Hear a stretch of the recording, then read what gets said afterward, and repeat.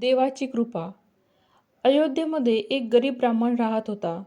त्याची प्रभू श्रीरामांवर अपार भक्ती होती. त्याचा देवावर एवढं प्रेम होतं की सकाळ संध्याकाळ तो मंदिरात गेला नाही तर त्याचं कोणत्याच कामात लक्ष लागत नव्हतं. मंदिरात जेव्हा पण भंडारा असतो त्यावेळी तो भंडाऱ्याचा प्रमुख म्हणून सगळी जबाबदारी पार पाडत असे. एके दिवशी ब्राह्मणाच्या मुलीचं लग्न ठरलं आणि ज्या दिवशी ब्राह्मणाच्या मुलीचं लग्न ठरलं होतं त्याच दिवशी ब्राह्मणाची श्रीराम मंदिरात ड्युटी होती. ब्राह्मणाची द्विधा अवस्था झाली होती. त्याला आता कोणताच मार्ग सुचत नव्हता. त्याच्या मुलीचं लग्न पण महत्त्वाचं होतं आणि प्रभूंची आज्ञा पण. तो टाळू शकत नव्हता. ब्राह्मण विचार करू लागला की जर त्याने ही गोष्ट आपल्या पत्नीला सांगितली तर त्याची पत्नी नाराज होईल, चिडेल. ती म्हणेल, कोण आपल्या मुलीचं लग्न सोडून जाईल का? एक दिवस जर तुम्ही भंडाऱ्यामध्ये गेला नाही तर भंडारा थांबणार आहे का? दुसरा कोणाला तरी भंडारा सांभाळू शकतो, पण मुलीचं लग्न परत होऊ शकत नाही. ब्राह्मण खूपच टेन्शनमध्ये होता.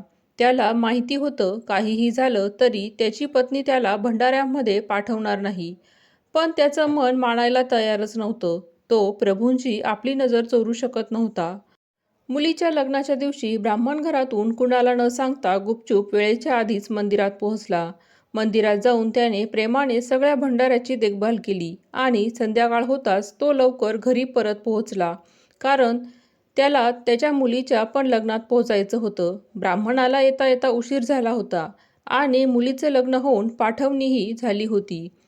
तो घरी पोहोचला तेव्हा त्याची पत्नी त्याला म्हणाली, चहा घ्या, खूप थकला असाल. ब्राह्मण विचार करू लागला की घरातल्या कोणीच त्याला ओरडलं नाही आणि कुटुंबातला कोणता सदस्य त्याला प्रश्न करत नव्हता की तो लग्नात का नव्हता. त्याची पत्नी त्याच्याबरोबर प्रेमाने बोलत होती. ब्राह्मणाने पण विचार केला, जाऊ द्या, उगाच झालेल्या गोष्टींवर कशाला चर्चा करायची. जे झालं ते झालं. सगळी देवाची इच्छा आहे. पत्नी जर प्रेमाने बोलत आहे तर त्याच्यापेक्षा चांगलं काय आहे. काही दिवसांनी फोटोग्राफर मुलीच्या लग्नाचा अल्बम घेऊन घरी आला.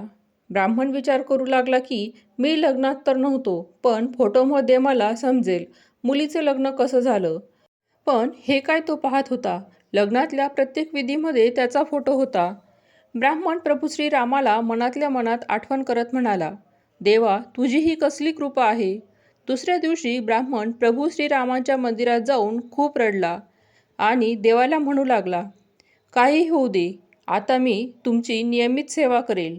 मला समजलं आहे जो देवाची भक्ती करतो देव त्याला कधीच एकट्याला सोडत नाही, तर प्रत्येक ठिकाणी देव त्याच्या पाठीशी उभाच असतो. आपल्याला पण आपल्या देवावर, आपल्या गुरूंवर असाच दृढ प्रेम विश्वास ठेवायला हवा. देव आपल्याला कधीच चुकीचं करू देत नाही. व्हिडिओमधील कथा आवडली असेल तर लाईक करा, शेअर करा, सबस्क्राईब करा. धन्यवाद.